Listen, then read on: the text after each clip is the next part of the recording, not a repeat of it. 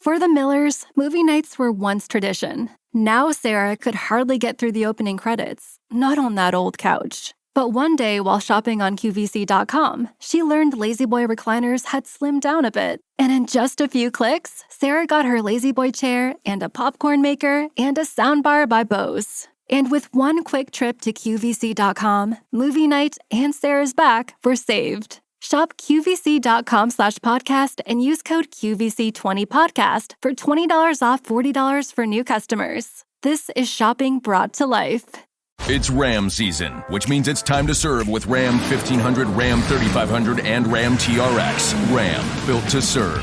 And now, well-qualified lessees get a low-mileage lease on the 2023 Ram 1500 Bighorn Crew Cab 4x4 for $489 a month for 36 months with $3,465 due at signing. Tax, title, license extra, no security deposit required. Call 1-877-RAM-5722 for details. Requires dealer contribution, a lease through Chrysler Capital. Extra charge for miles over 30,000. Residency restrictions apply. Take delivery by 5/31/23.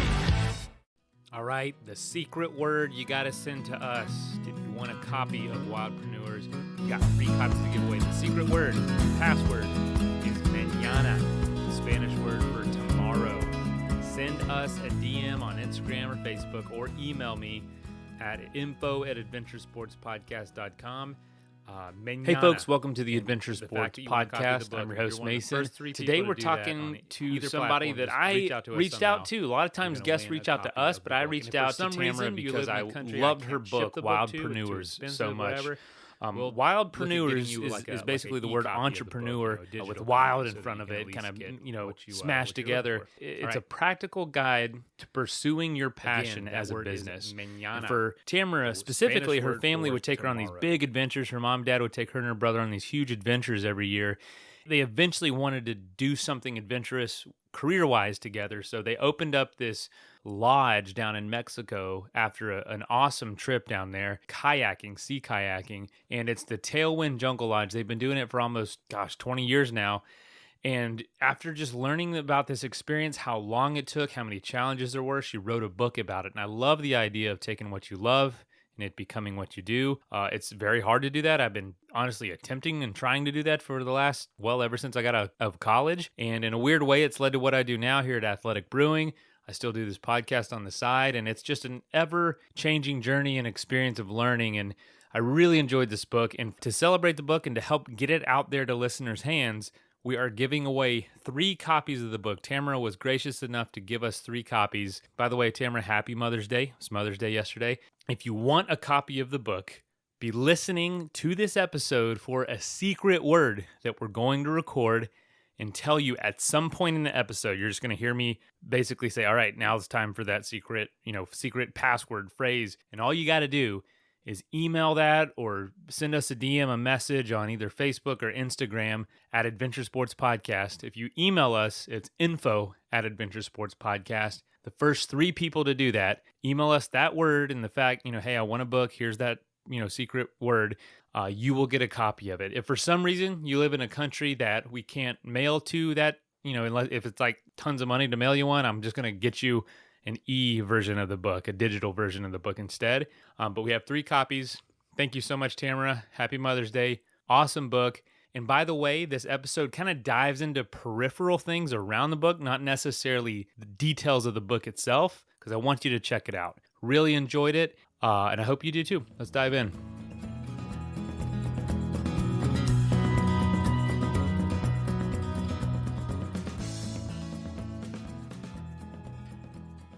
Hey folks, welcome to the show. You heard a little of Tamara's story in the intro. Now we're going to dive in. Tamara, Jacobi, welcome to the show. Thank you so much for having me, Mason. I'm really excited to be on the show. By the way, I love your name. Do you get a lot of comments on your name? It's just when I say it out loud, I'm like, dang, that's such a cool sounding name, Tamara Jacobi. I get it pronounced a lot of different ways in stateside, but living in Mexico has brought some clarity because everyone just says Tamara. And so that simplified things a bit. Yeah. We're going to get into how you ended up there, but I really want to dive into, you grew up in a very adventurous family. You are a second generation Adventure Sports Podcast guest because most people we have on the show are your parents. They're the first one. I don't know if your parents were raised by adventurous people too, But a lot of people on this show, they found it on their own. Does that make sense? They grew up in, a very standard household. They climbed a mountain or something and they were lit on fire. You grew up in a house basically of people who were guests on this show. What was that like? Was it just normal for you to go out and do these crazy long adventures, like 2-3 month adventures, not just weekend things? Yeah, I love that you're asking this question, and you're exactly right. My parents were the adventurers, and you think about nature versus nurture. For them, it was nature. My dad and my mom met in Alaska. My dad was a sauna builder up there, and he swept her away and immediately started taking her on extended trips to Mexico, and from there, raising myself and my brother as kids. Their idea of a family vacation was to climb the volcanoes in Mexico, mountaineering, or we did many long distance trips where we were either bikepacking, so carrying all of our stuff on the Continental Divide. I think we went from Jackson Hole, Wyoming to El Paso, Texas on bike. These were all during my teen years mostly. And then another one was we kayaked the length of the Baja Peninsula, again, carrying all of our own stuff, and just kind of pushed off into the wilderness and took it one day at a time. You never know where you're going to sleep. And I guess that was our normal as a family, but I'm not sure that I would have come at that as like on my own. I'm not sure I would have gotten there. I think that it was nurture for me. And I'm so grateful to my parents for pushing me to do all these incredible adventures. And now as a parent myself, I'm kind of wondering exactly the path forward. It sounds like you have two little people exactly the same age. Mine are 1 and 3. And so I can now appreciate how challenging that would have been for my parents to, not bribe, but strong incentive to get us down the trail. It is a challenge some days because we live near the beach, similar to you when you're in Mexico. And some days it's a challenge just to get them down there for a few hours. And it's like just moving heaven and earth. And so, yeah, when I see these parents doing like the Great Divide mountain bike route like your parents did and just things like that, I'm absolutely blown away. But I want to figure that out, how they did it. Were they the oddballs in your community growing up, or were you surrounded by it? Because it was in Vermont, right? So I actually grew up right on the border of Vermont and Quebec. And so we now call ourselves North Americans because my kids were both born in Mexico. But I met my husband in Colorado and I grew up in Vermont, but I went to school in Quebec. And so we're just all over the place. But it definitely wasn't the norm in the community where I grew up for people to do these adventures. And so my dad especially is just such a dreamer, and he is happiest when he's out in the unknown. And so for him, we kind of had a budget. And so it was traveling on a shoestring, and also how can we get out there away from the crowds and just explore the unknown. And so he would read the occasional article in Outside Magazine about some random trip, and okay, that planted the seed, and it would take years for him to kind of save up the money to do it. But he'd collect the gear and we'd ask for sponsors when we could, and he was amazing at pulling it together. So my dad's name is El Tigre, Tiger, and I give him a ton of credit. How do you think he would have fared in the social media age? Well, don't tell him this, but I'm not sure he would have loved it all that much. He has a hard enough time with his Kindle. Yeah. Okay. Yeah. The Kindle, the old Kindle. That's hilarious. Was there one of those experiences that maybe stood out to you as far as impact versus the others? Because they're so varied and different links. Was there one that really you'd say had the biggest impact or shifted the needle most to you? Yeah, that's a great question. And they all were so diverse and different, and they pushed me in different ways and really pushed our family to come together as a team. And I think ultimately the Baja trip that I did, which was actually, I think I was 21, and it was right after I graduated, it was right after I graduated from Middlebury College in Vermont. And I had, just been a part of this vibrant social scene in college, and I had just taken a class called Entrepreneurship 101 and wrote a business plan for this jungle lodge because my parents had actually recently purchased this blank canvas of jungle. And of course at Middlebury, as a econ environmental studies degree, I kind of had a very specific business plan with all the numbers, and I had a vision for creating kind of a swanky lodge. And I had it all planned out in my head. And my dad said, okay, for your graduation and for my 60th birthday, we're going to the Baja for 2 months. Here we go. And so for the first week of the trip, I was really uncomfortable to totally disconnect, be away from the social world of college, and just be in the raw wilderness of the Baja. I don't know have you been to the Baja? I never have. My background's bikepacking. So I've done a lot of those classic bikepacking routes. The Baja Divide is one I'd like to do. Yeah, and I know you were on the coast, yep. We were kayaking, and yeah, so this was very different for me. I'd never really done any long distance kayaking. We'd grown up getting in boats here and there, and we live on a lake, so I kind of knew how to paddle. But as far as, okay, we're going to pack up all the fresh drinking water we need to survive at sea, essentially, and not know when the next town is, there was some basic maps, but it was really one day at a time. And, your survival skills start to kick in, and you go back to the basic fundamentals of what you need. You need a place to sleep, you need water, you need to get to a beach where you can land your boats. Yep. And so the simplicity of life was really powerful. And also the just being out with the wildlife and the stars and just being at campfires every night. And what it did, that trip really gave me time to daydream and think through my business plan. And ended up being the first chapter of my book, was Baja Daydreamer, because it just sort of opened up this incredible space for me to let the ideas flow, and for me to talk more with my father, especially about, okay, if we go down this path of creating a family business on this piece of jungle, what does that look like? What's reasonable for us? What do we want to create? And so to manifest and just set our intention.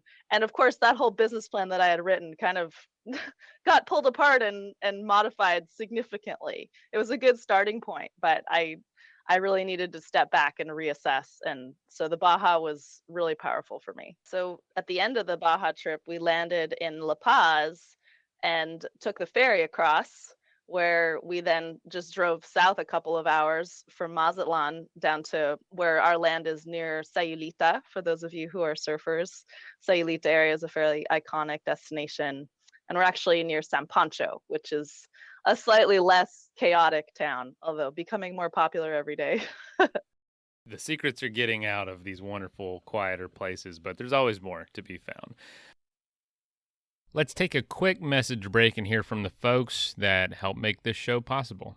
If you know me, you know that I love the Florida Wildlife Corridor. And what is that exactly? That is a network of contiguous lands that are connected, that go all the way from the Everglades up to the Georgia and Alabama line. It's a continuous network of lands that animals use for migration. It encompasses nearly 40% of all of Florida, which equals 18 million acres. The good news is over half of that is already protected through conservation. The bad news is the other half, just under half, is threatened by roads and development. So the time to save this land is now, and that's why Live Wildly is so important. Live Wildly is an initiative to help bring awareness to and help folks take action on helping protect the Florida Wildlife Corridor, so that we can ensure that Florida doesn't get totally developed in the coming decades. And Live Wildly's goal is to raise that public awareness to support the conservation of this Florida Wildlife Corridor. Because protecting corridors like this are not just good for the environment, it's crucial for the entire state's economy, local business, and ecotourism. You can follow them by looking up at Live Wildly FL across all social media platforms. Go to livewildly.com for updates on how to enjoy and how to explore the corridor, or reach out to me if you want to go on one of my paddle trips. I put one together every 8 to 10 weeks, and all of them take place within the Florida Wildlife Corridor. And I can't thank them enough for supporting this podcast, because it's something that I spend my free time promoting. So thank you so much, and be sure to check out livewildly.com. Mother's Day's coming up. I don't know if that sends fear into anybody else, but you got to figure out what you're doing. And why not do something new this year? It's a little bit overrated to wait in line at restaurants or do the same old, same old. Why don't you do something new? Maybe look into getting a electric e-bike. Transforms day-to-day errands into fun, carefree adventures. Let's be real, the moms out there could probably use a little quiet time to themselves. An electric e-bike can take her anywhere she wants to go. I have an electric e-bike, and I really enjoy being able to run errands, taking my kids on rides. quick trips to outdoor adventures, grabbing all my stuff and just not having to, find, parking's a lot easier. I can get down to the beach really quick where we live. And Lectric offers a wide range of customizable and adjustable e-bike options to accommodate anything you need, whether it's bringing kids on rides, grabbing groceries or cargo, all sorts of add-ons. They are so useful, so functional, and the pedal assist is just next level. They're very affordable. They even offer some financing, so you don't have to pay it all up front. So celebrate your mom, those moms in your life, and give her all the freedom that comes with a Lectric e-bike this Mother's Day. Visit lectricebikes.com to learn more and explore the epic models Lectric has to offer. That's LECTRICE bikes.com. That is plenty of that for now. Let's get back into the episode. I want to dive into Middlebury. I work for a company started by an entrepreneur from Middlebury College. Class of 2005, Bill Schufelt started a brewery, non-alcoholic beer, Athletic Brewing. Not sure if you've ever heard of it. My husband was just raving about it yesterday. No kidding. He said he's really enjoying it. Yeah. No kidding. So we started about 5 years ago, and Bill was a graduate there. Not sure. I think he studied finance. Not sure if he ever took that entrepreneur class. But there's so many people that I've come to realize who've done these really cool things coming from Middlebury just randomly. I don't think it's the biggest school out there. It's not a huge place. But so many connections are coming out. So one of my neighbors, a podcast I listened to that I had no idea, I didn't even know this when I wanted to get you on the show. I didn't realize till diving in. And we only make non-alcoholic beer, by the way. So it's obviously a very different idea. But he took a few steps further than you. He went into that Wall Street job for a few years. You had the opportunity. You had the fork a little sooner and didn't go that way. He did for a little while and realized, okay, now I want to dive into this. So do you think there's something in the water there? What's going on? It was an incredible 4 years of my life. Middlebury is a really special place. It is a very small, tight-knit community, and I have nothing but gratitude for the experience that I had there. It just empowers you to be a free thinker, I think. I think freely from Middlebury experience, just like your friend who started Athletic. And it sounds like you're working with them now. That's my day job.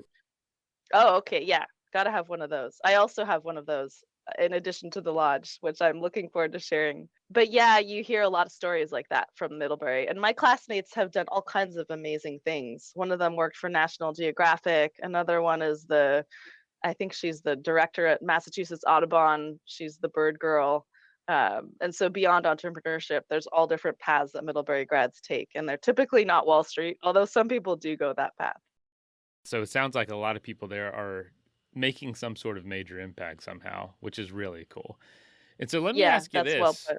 The idea for Tailwind, with a lot of adventurers, when they want to start a business or pursue this passion, it has more to do with the adventures. There's hesitance to pick something that grounds you geographically or makes you stay in one place. Did you have other ideas you were pursuing, maybe not a lodge, but a guide service or something that allowed you to continue to be more free-spirited? Because it sounds like a lodge it keeps you in one place for a while. That's a really good point, and it's one that I actually continue to grapple with now that we're almost 20 years in. I think early on, I was only 21 when we started the business, and I was just so focused on making it work that I don't think I thought much about, I'm going to actually be living in the jungle indefinitely, until I can figure out a way to maybe have work trade, which we have experimented with some different things. And that's a whole nother topic. But long story short, what I think has worked really well for us is we're a seasonal business. And so we are grounded in the jungle. We open the lodge every season from October until May, and then we're closed in the rainy season. So we just close our doors. We let the jungle do its thing, which is a really great part of the sustainability picture that I like, to have the wildlife just kind of restore its natural habitat, even though we do our best to minimize our impact. And it also gives us a chance to step away and go explore and recharge, because hospitality is fairly exhausting.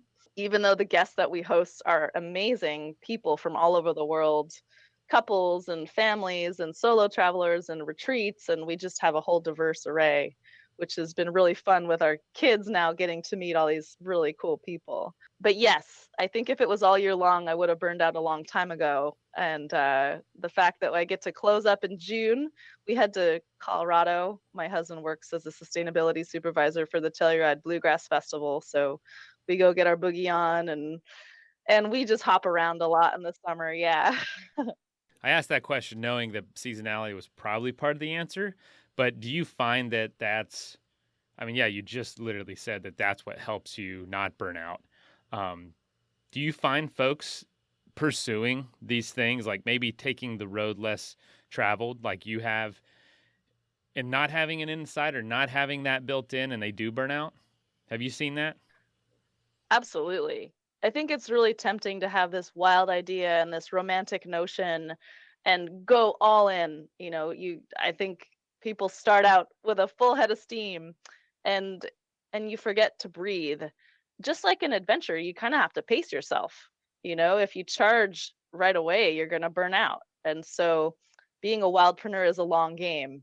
And really, I don't feel like we found the equation for how the lodge was going to work until 7 years in. It took us a long time to really figure it out. And those adventures that we'd had really had taught us perseverance and, patience and getting gritty, just working through the challenges that just keep getting thrown at you. You have to be fairly tough because it's not an easy road.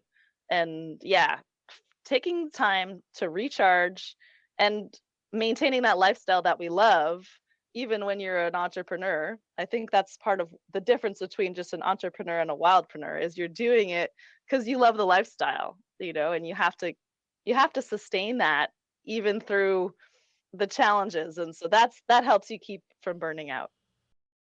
What was your vision for Tailwind when you started versus what it is today? Was it what you thought it was going to be, or is it just totally different? Well, I think we learned some big lessons right off the bat. I think we went into it, first of all, that original business plan I had was tossed, and we said, okay, well, we're just going to build a few kind of treehouse style canvas safari tents, and we'll just start with 6 or 7 guests, and let's just see how we go. And our first go was like an all-inclusive kind of guiding service where we picked everybody up from the airport, and we did all their meals, and we toured them around all day. And by the end of that week, we were toast. We were just totally destroyed. And so we had to have a family regroup. And we immediately put in kitchens to all the units. Okay, meal service is way too much work. I think that maybe the occasional meal, but definitely not all of them. And then we just started to find people to help. So local shuttle services, other guiding services too, because trying to do it all is just, again, burnout is a real thing. It's not a smart choice. So we decided to focus on accommodations and kayak guiding we have done for quite a few years. And my husband is a passionate sailor, so we now have a sailboat that we like to take people out on. Oh, awesome. Although it comes with its own set of headaches. Sailing is it's a lot of work maintaining a boat.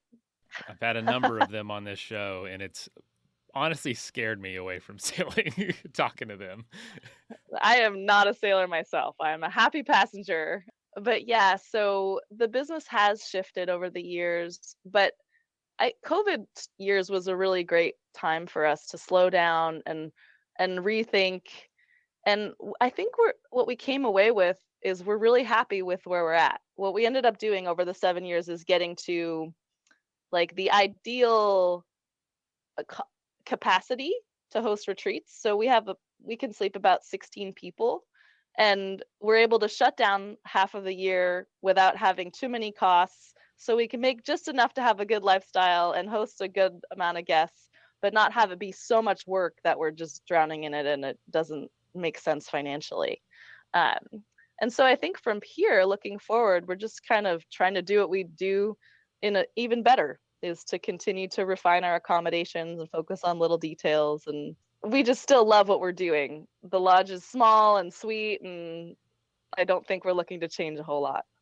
What do you go to experience, and what are your typical guests? Are they people on their own adventures? Are they people who typically live a high octane life and are taking a break? Is it people just looking, mostly laid back folks? Like what do your guests, who are your guests? I mean, we see all kinds. And I think one of the big things is we don't have Wi-Fi throughout the property. So people come, they can check in at the office whenever they want to connect. But the idea is to disconnect from technology so you can reconnect with yourself and the natural world. And now actually we have Starlink now, so we do have the option to spread it through the property. But I think as a family, we've decided to keep our place sacred, if you will. We don't want people sitting around on their devices, even though we've had a million requests for, oh, I want to work from abroad. I want to come and stay, but I need internet. It's like, well, it's not the place for you. And so if you can imagine, as far as the property goes, it's a fairly steep hillside. And so all of our places are stilted. And we say it's best suited for adventurers. So those who come stay with us have to be ready for quite a bit of stair climbing, and then hiking to the beach. We have one little beach below us that's about a 10-minute hike through the jungle. It's a really sweet little cove. And then the next beach over to the north is more like 20 minutes, 30 minutes, and it's completely deserted. It's one of my favorite places in the world.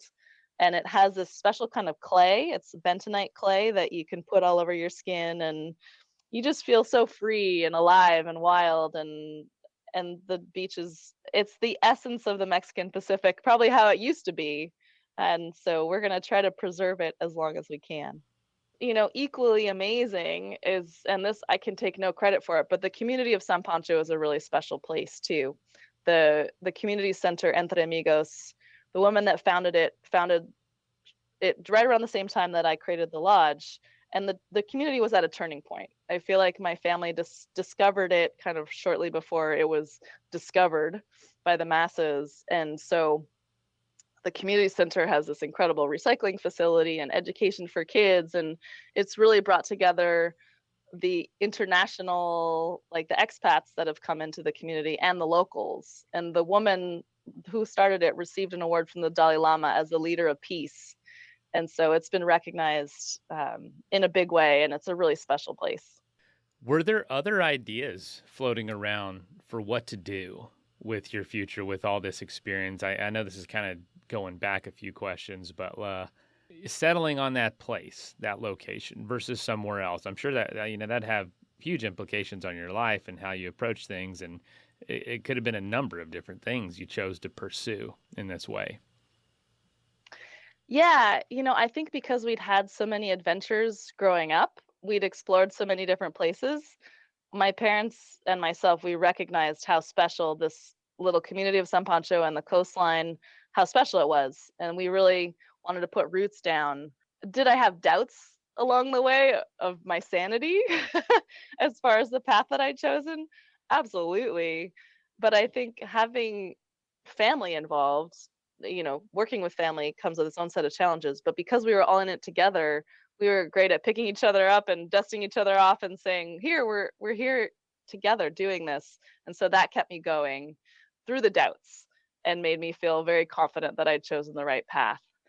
That said, having it a seasonal business opened up opportunities to do some other things for the other half of the year, which is what led me to write my book. And that's been a really nice complement to hospitality, is having another creative outlet and a way to share and inspire. And I've really loved being an author. It's been really rewarding. That's really cool. It's funny. It has opened up other opportunities. I think every interview I listened to, pretty much you were in a different place and saying where you're coming from. One of them was like on the streets of Philadelphia, walking up the Rocky Steps, and I was like, what in the world? Like, I was listening to hear this story about this Mexican retreat, and she's in Philadelphia with your baby, mind you, and traffic, and doing this live walking interview. I thought that was the coolest thing. That was a guest who had stayed at the lodge who invited me to be on her podcast. I remember that. Yeah. And I was like, wow, that's so neat. Like the connectivity of it all, and how it opens these doors you never thought you would, or just these opportunities, I guess. Did the word Wildpreneur come first And tell us thinking of a word, because that feels like something you thought of and said, that's it. Well, you'd think it would have happened fairly quickly, but for a while, my manuscript was called Wild Entrepreneurs, and I think I kind of got tired of saying the whole thing, and finally just shortened it. It's like Wildpreneur. Why wouldn't we just say that? And it wasn't taken. No, but surprisingly not. And I also got really lucky with HarperCollins Leadership picked up the manuscript, although finding a publisher was a journey as well. And yeah, fast forward, it's been out in the world it took me 5 years to get it to become a book. And then it's been out in the world since my son was born, so it's 3 years old. I actually launched my book at the REI in Seattle the weekend that COVID hit, which was kind of a rough start. But it's interesting how life has kind of a non-linear way of working, because my book did trickle out into the world, and it seems to fall into the right hands, such as it's fallen into your hands, and also to the team at Thermal, which has become my day job and a team that I've loved being part of, and they found me through my book. I love that. So tell us about maybe some of the opportunities the book has opened, specifically Thermal. Tell us about that, because I know you wanted to talk about that, and I'm not actually super familiar.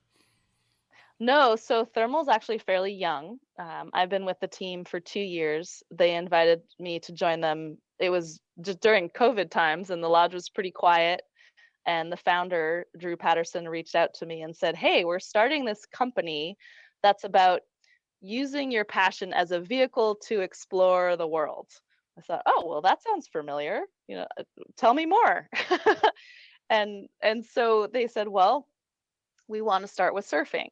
And so when you think of a surfer, you think surfers are willing to travel to the end of the earth to discover the perfect wave. They might be looking for iconic places or uncrowded places or whatever it is, but they travel specifically for their passion. And so we've been exploring different versions of thermal trips. And I feel like we're finally getting to the point where, okay, we're getting it. And we're about to launch what we're calling Thermal Adventures. And Thermal Adventures are really a collection of the most brilliant, legendary guides that we've found. And I'm sure that so many people listening to this podcast understand the value of traveling with a guide, although many people like to explore on their own. But when it comes to surfing, it's so useful to have a guide, for many reasons. Are you a surfer? No, I'm paddleboarder. So in a way, extremely slow surfing. Yeah, so I've been surfing many years, and I know when I roll into a new break, it's kind of nice to know where to go, Right. how to communicate with the locals, where to stay, X, Y, and Z. But so with Thermal Adventures, you're not just going with the guide that's showing you the breaks. You're going to be part of the guide's world. One of our guides recently described it as rolling down the windows. And so instead of just passing through a community and surfing the wave, you're actually immersing yourself in the place and seeing it through that local perspective, which is, for me, that's like cutting straight to the good part of a trip. Sometimes it takes a lot of legwork to figure out where to go and who to meet. And, with our guides, I have become the community leader for our guides. And so I get to be the support person because I understand their world and the challenges involved with guiding. But our guides are there to just give people that local experience, whether it's meeting the local board shaper or taking them to the best coconut stand or whatever it may be. They give people really authentic, immersive experiences. And so we're getting ready to launch this special collection of Thermal Adventures.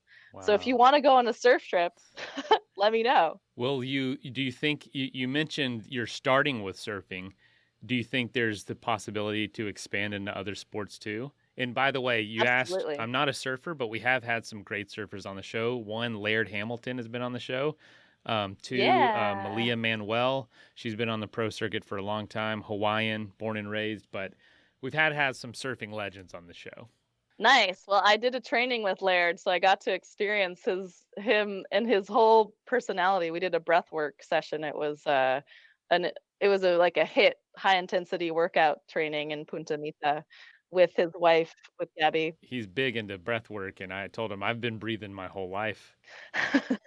So I'm not bad, but Yeah. there's work to be done. And with kids, whew, you got to breathe, right? And you got to make sure they are too. Let's take a quick message break and hear from the folks that help make this show possible. That is plenty of that for now. Let's get back into the episode. All right, the secret word you got to send to us if you want a copy of Wildpreneurs. We've got 3 copies to give away. The secret word, the password, is mañana, the Spanish word for tomorrow. Send us a DM on Instagram or Facebook, or email me at info@adventuresportspodcast.com. Mañana, and the fact that you want a copy of the book. And if you're one of the first 3 people to do that on either platform, just reach out to us somehow. You're going to win a copy of the book. And if for some reason you live in a country I can't ship the book to, it's too expensive, whatever, we'll look at getting you like a e-copy of the book, a digital copy, so that you can at least get what you're looking for. Again, that word is mañana, the Spanish word for tomorrow.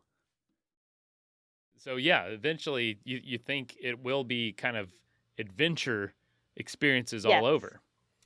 Exactly. So we're just kind of figuring out how to best package these trips. So what are adventurers looking for? There's the adventurers that like to do it all themselves, and they research the Airbnb, and they bring their gear, and figuring it out as part of the adventures. And then there's the people maybe like you who have a day job and they're working a lot, and so maybe they just want to book it and go and know that they're going to go with the best guide. And so the idea is, after surfing, to then go into other passions like snow sports, probably other water sports, cycling. The sky's the limit. And so, as I said, we're only 2 years old, but we're really excited about what we're creating. And it's become a passion of mine, and I'm stoked to share it.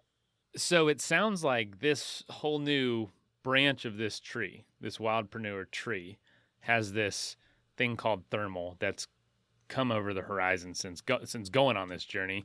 But it started with this concept of wildpreneurism, where you pursued the road less traveled, took these passions of yours and turned it into your entire lifestyle. And there's all these cool opportunities that you just can't even plan to see when you're starting out. What has been some of the, besides opportunity for you that we've been talking about, what has been some of the best or coolest feedback you've gotten about the book, of maybe the effect it's had on people?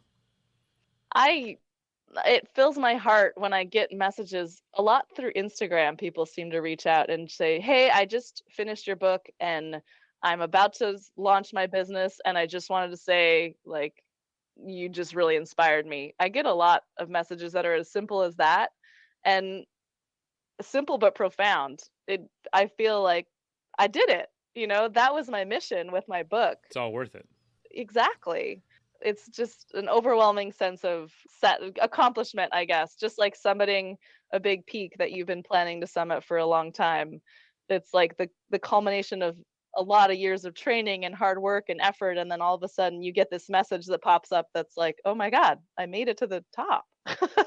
But, going back to why I wrote the book in the first place, it had never really occurred to me to become an author. It was more at the lodge, about 10 years in, I kept hearing this question from my guests, especially when we were out kayaking. We'd get into conversation around how I'd created the lodge with my family, and they'd ask what I wish I had known and what I'd learned along the way. And, I'd get the same questions all the time.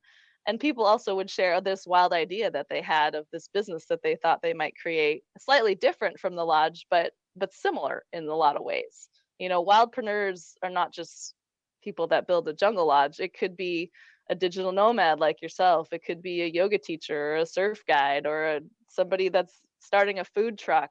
It's just a slightly unconventional way of approaching business. And so, all that said, I had to have a chat with myself and say, what can I do to help these people and support them on their journeys? And that's when I went on my own little surf trip. Actually, I did a retreat in Nicaragua, and I sat in the hammock and started writing, and I kept going. And worked with a writing coach, and she helped me find my voice. And then once the manuscript was complete, she said, "What do you want to do now?" And I said, "I don't know. I hadn't really thought about it. I thought about just sharing it with my guests at the lodge." And she said, well, I think you should try taking it a little step further. And so then we went through the pitching to publishers and agents and all that jazz. Anyhow, I ended up finding the perfect publisher for it. HarperCollins Leadership did a great job.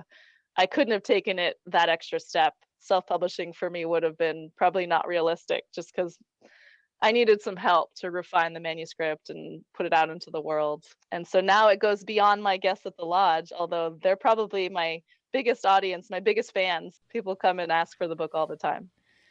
There's something you went into that I didn't foresee you going into in this book, which is biomimicry. And maybe could you share about that a little bit? I love that you brought that in, because I'm always learning stuff from nature, and I love that you addressed it. Mother Nature is the greatest teacher, and I have spent a lot of time in the wilds, as I'm sure you have, and I know probably many of the people listening to the show have. And we have so much to learn if we let Mother Nature teach us, and I think that's one of the things I'm trying to pass along to my kids, is just to slow down and watch and listen and be in tune to the rhythms, and realize that the oak tree sleeps in the acorn is one of my favorite things that I pulled from Biomimicry, the book by Janine Benyus, I think is the last name. And that can be applied to business too, is to grow slowly and steadily and not burn out. Things in nature, they have their own slow rhythm, and that's a really sustainable way to live, and to live personally and professionally. And I think we live in a world that's just so high speed, and I could go on and on about the challenges of trying to slow down, and that's a whole nother conversation. As an American, do you find that hard to maintain that slower pace? You may recall in my book, I had a hard time in Mexico because I brought my fast-paced lifestyle to Mexico and got really frustrated by their laid-back mañana culture. It's like, everything will get done tomorrow. Which tomorrow doesn't mean tomorrow. That just means in the future. Exactly.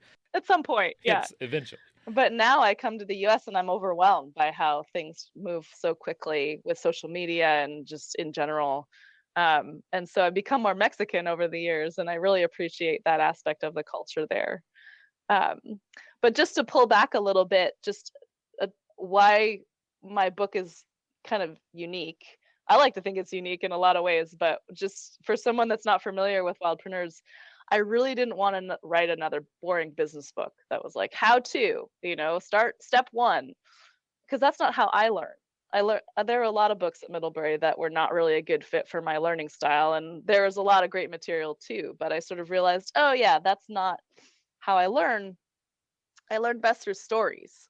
And so I shared my story, as you've had a glimpse of the book, but also I pulled inspiration from other people's stories. So my book has about, I think, 50 interviews from different wildpreneurs all over the place, doing all kinds of unique things. And I asked them what they wish they had known, and, what's been the most challenging aspect of creating their businesses. And so as I wrote, I pulled a lot of inspiration from them, and I hope that readers will find that useful as well. It sounds like like you essentially did a podcast. Just wrote it all out. Did these interviews and wrote it all out. So that's awesome. I think there is this shift with even American culture around entrepreneurism, entrepreneurialism, whatever one it is. What would you say 1 to 3 biggest differences of a wildpreneur versus your typical entrepreneur? Yeah, that's a great question too. And I think, finding that sweet spot of when your business is just big enough to where you're happy and you have a quality of life, but also that the business makes sense, for financially and also for your community. And so thinking like triple bottom line, right? People, planet, profit. You have to make it sustainable in a variety of ways.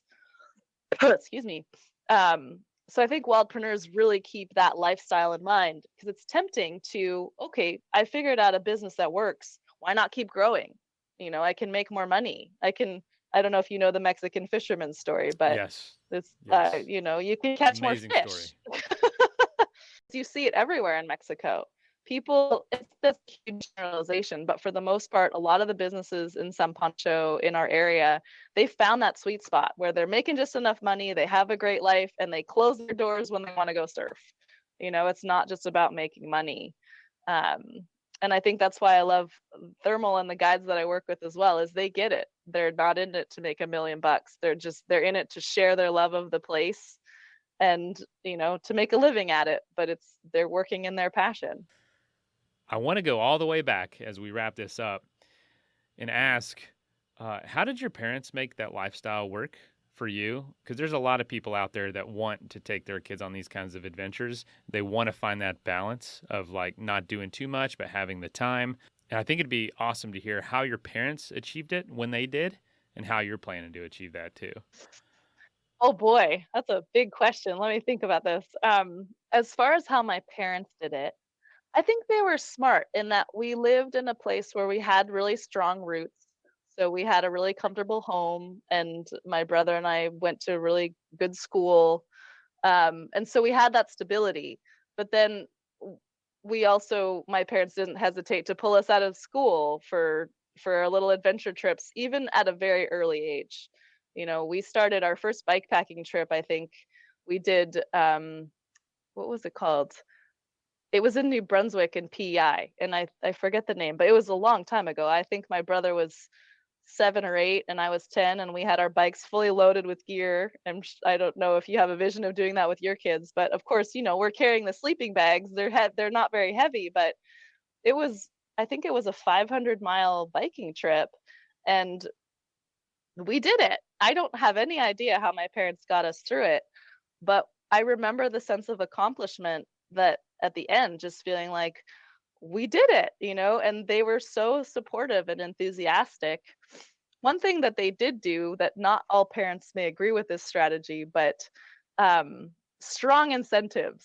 And so my dad devised this system where he would pay us per mile that we biked, swam, or ran. And, when you're a kid, the payment, you don't really understand the concept of money very well, but I understood that, okay, money buys us stuff. And so he would put the money that we earned into an account that we could put towards athletic equipment, which fairly creative because, he would have bought us that stuff anyhow because he wanted us to be outside playing. But in our minds, we were earning these special, the special gear. And so we earned ourselves skis and bikes and all these things through this system that he had devised. And wow. So, yeah. Wow. I love that. My son, we bike like a mile to his play park that we play in, and he's always wanting something new for his bike or whatever. And I can afford that, $1 a day, Yeah. or whatever it is, and just say, hey, you're earning this. Like you said, I'm going to buy him that stuff anyway when he needs it. But knowing that he has a hand in it, that's awesome. What did your parents do where they were able to take off? So my dad was a builder. Like I said, he met my mom he was building cedar homes in Alaska, and he has done a lot of beautiful wooden homes on the lake where I grew up. And so when you paddle down the shoreline, it's, oh, he built that one and he built that one, because all the neighbors knew he was the builder to go to. And so he could take projects when he needed them or not. And I'm sure there was a seasonality to that as well. Although they did pretty well. Having come from Alaska, when you move to Vermont, it's not quite so extreme. So in the wintertime, he would, work inside. And in the summertime, if we were around, which we didn't end up staying around very much in the summer. We primarily did our adventuring in the summertime. And then my mom did a lot of substitute teaching and special needs students. She was a paraprofessional. She was also on the school schedule that aligned with our schedule. So in the summer, she could take off. I love it. So yeah, as I said, it was travel on a budget. I wouldn't call us a wealthy family, but we certainly have gotten lucky with land and a wealthy lifestyle, just abundance and wealthy in the right ways, for sure. And I love to hear that. So to wrap this up, what are some things that you're going to do differently with your lifestyle and your kids than your parents did? And what are some things that you're just going to continue on because they hit the nail on the head?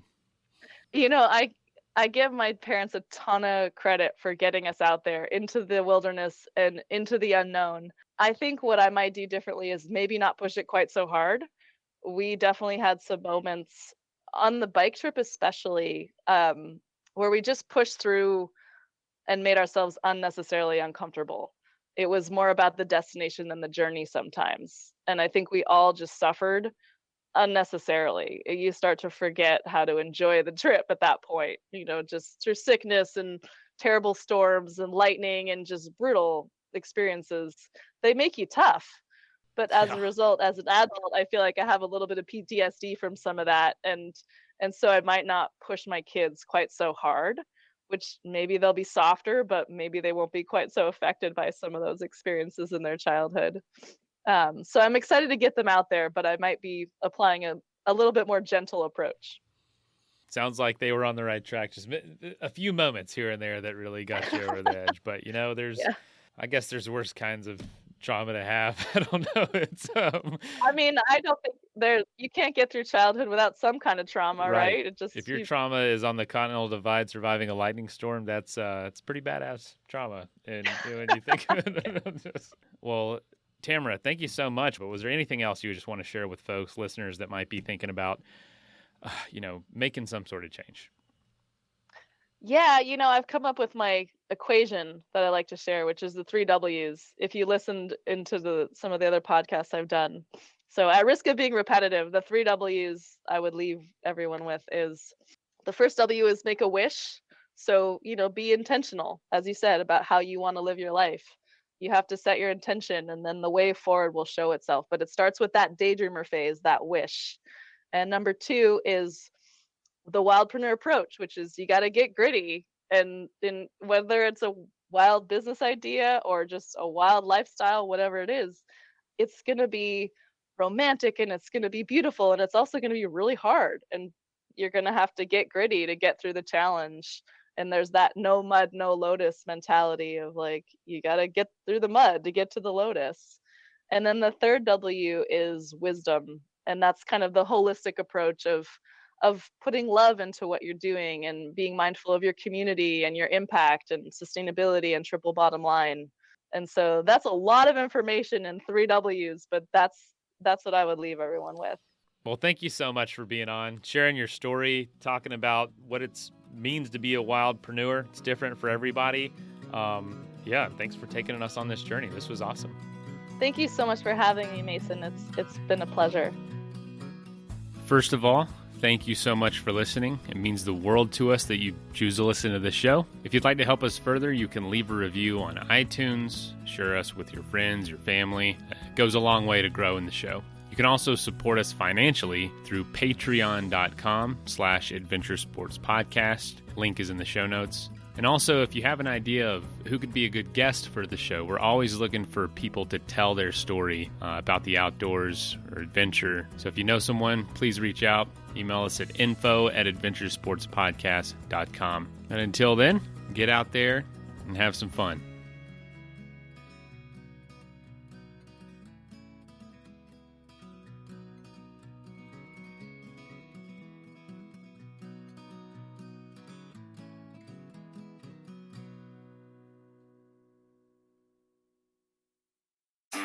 The new Chevy Silverado HD puts you in command. Own strength with its enhanced available Duramax 6.6-liter turbo diesel V8. Own the lake with its available advanced towing technology. And own technology with an available 13.4-inch diagonal touchscreen. The new Chevy Silverado HD. Own work, own play, own life. Learn more at Chevy.com. Find new roads. Chevrolet.